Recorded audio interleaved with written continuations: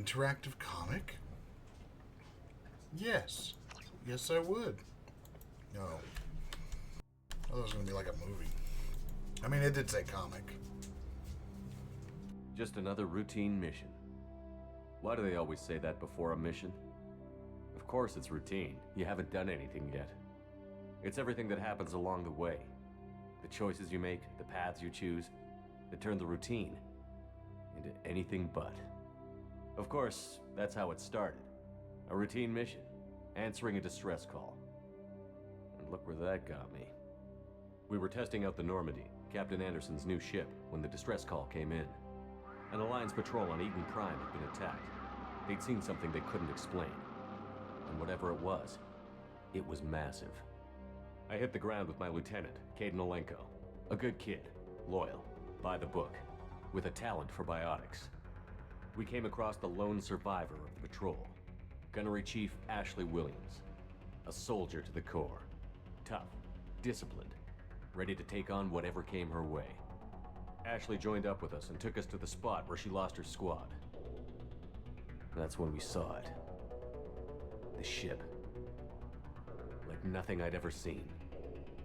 It was massive, scorching the colony and everything around it as it blasted away. We followed the path of destruction to an artifact, a beacon left by a long-dead race called the Protheans. The colony had dug it up, and whoever attacked them had tried to take it. Chief Williams made the mistake of getting too close. It hit her with some type of energy. I grabbed her and threw her out of the way. That's when it hit me. Hard. Every muscle in my body went rigid. I couldn't move, could barely breathe. Everything went black. And then I saw something. A vision. A dream. A nightmare. By the time I woke up, we were halfway to the Citadel on our way to meet the Council. I was expected to explain what I'd seen. Anderson came along. So did Adina, our political representative on the Citadel. With those two heavyweights, it seemed reasonable we could persuade the Council that the ship we'd seen was a potential threat, as was the individual behind the attacks. The main suspect for the Eden Prime massacre was a Turian Spectre named Saren. He'd been seen by one of the survivors from the colony at Eden Prime, and there was some evidence to suggest that the ship was connected to Saren. But even Adina's pointed accusations weren't enough to convince the Council. They just couldn't believe one of their chosen elite Spectres could be guilty of something like that. They needed proof, which meant I needed proof. Fortunately, I wasn't alone in my search. Garrus, another Turian, wanted to help. A top agent for Citadel Security. Despite orders from his superiors that he shouldn't get involved, he told me he was suspicious of Saren, and he had some useful leads. More importantly, he was willing to share them. That led me to Rex, the biggest, nastiest looking Krogan bounty hunter I'd ever seen. He turned out to be more than just a brute. It was his intel that led to a fugitive with incriminating evidence on Saren.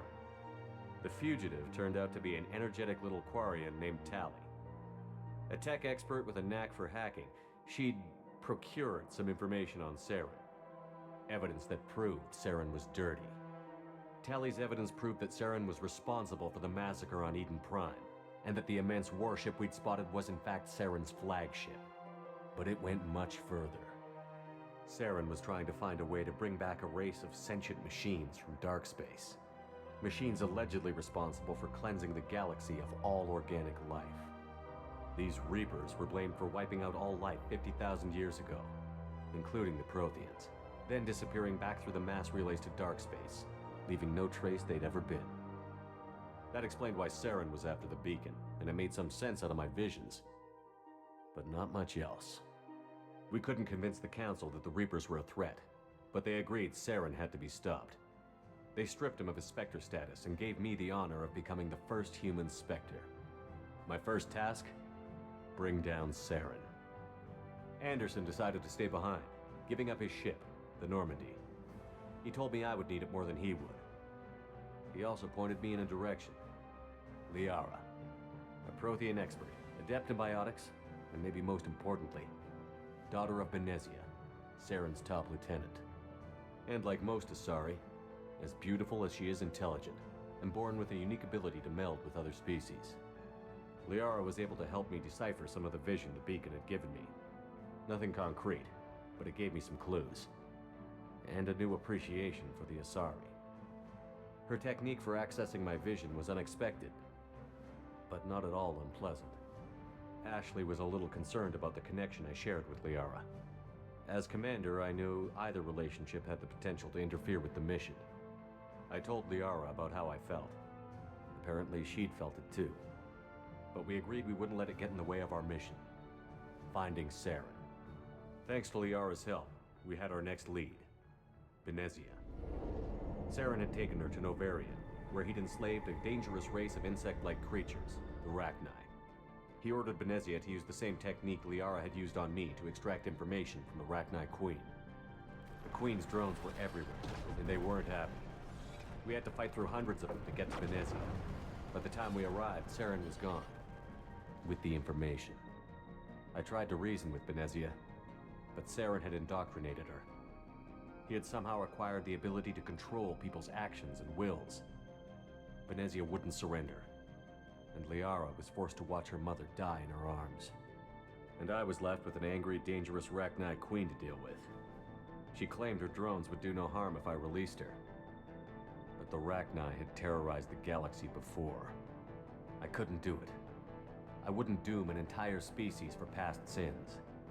And the Queen was true to her word. She left and took her army of drones with her. With Saren's top lieutenant dead, it was quickly running out of time and places to hide. I tracked him down at his base on Vermeer, but we soon learned it was more than a base of operations. It was a breeding ground. Saren was breeding an army of Krogan. He'd found a cure for the genophage, a disease inflicted on the Krogan to prevent them from breeding and taking over the galaxy. But the Krogan Saren was breeding were slaves, mindless beasts that obeyed Saren's will. I had to destroy the base, and all its research. Rex disagreed. Violently.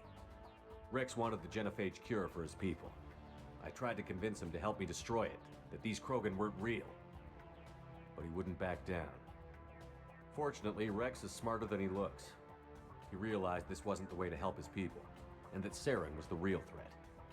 When we finally got to the center of the base, I realized just how close Saren was to completing his plan. He was already in communication with the Reapers. Sovereign, Saren's flagship we'd all assumed was just a ship, was a Reaper. It spoke to me, threatened me. I could feel the menace it had for every living thing.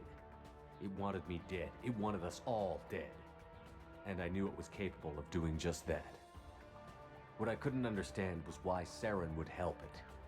But there was no time to think about it. Sovereign knew where we were. We had to destroy the base and get the hell out. I split up my team in 2 squads, sending Ash with one and Kaidan with the other as a distraction.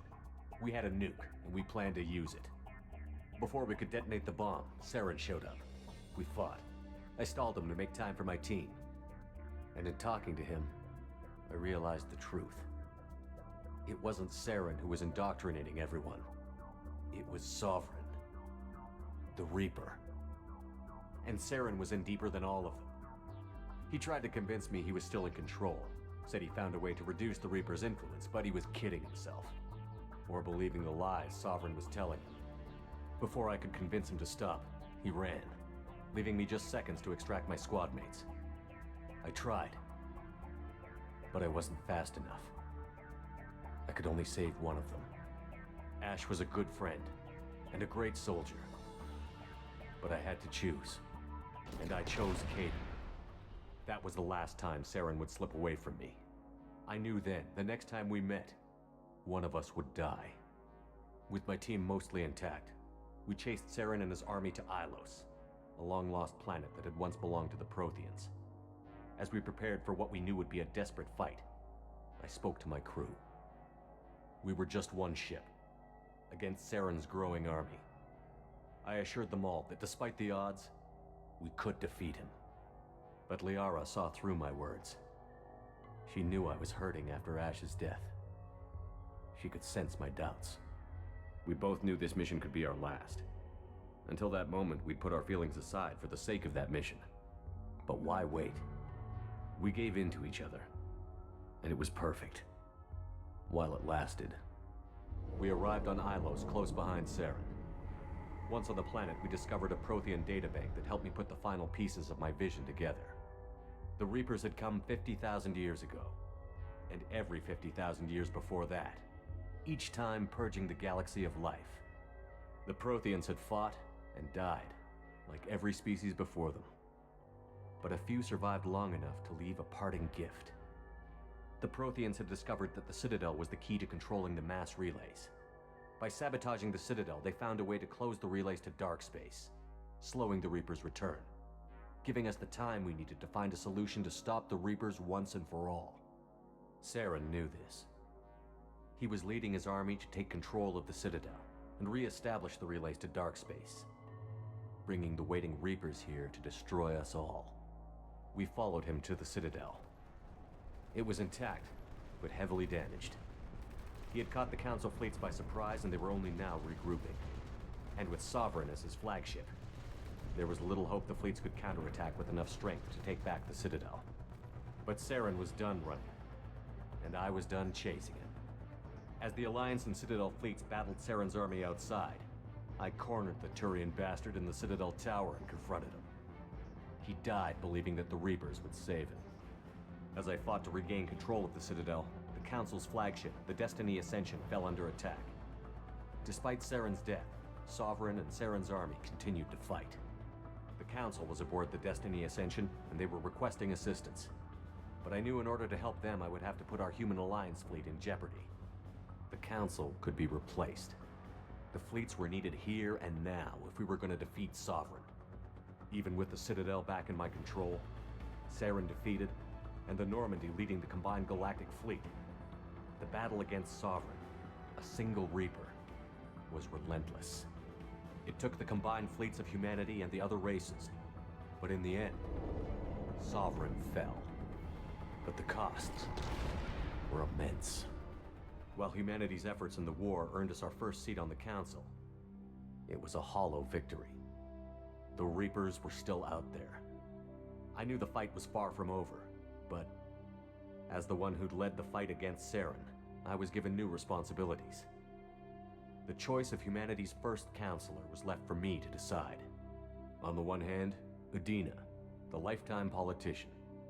Ruthless and ambitious, he would easily navigate the political landmines that would soon be put in front of him. The other choice, Captain Anderson, the career soldier. Tough but fair, but a friend, and someone I could trust. Both great leaders in their own right.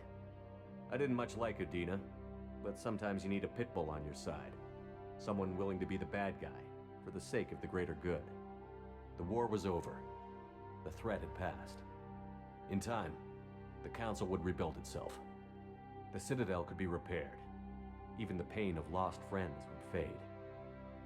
But none of that mattered if the Reapers were still out there.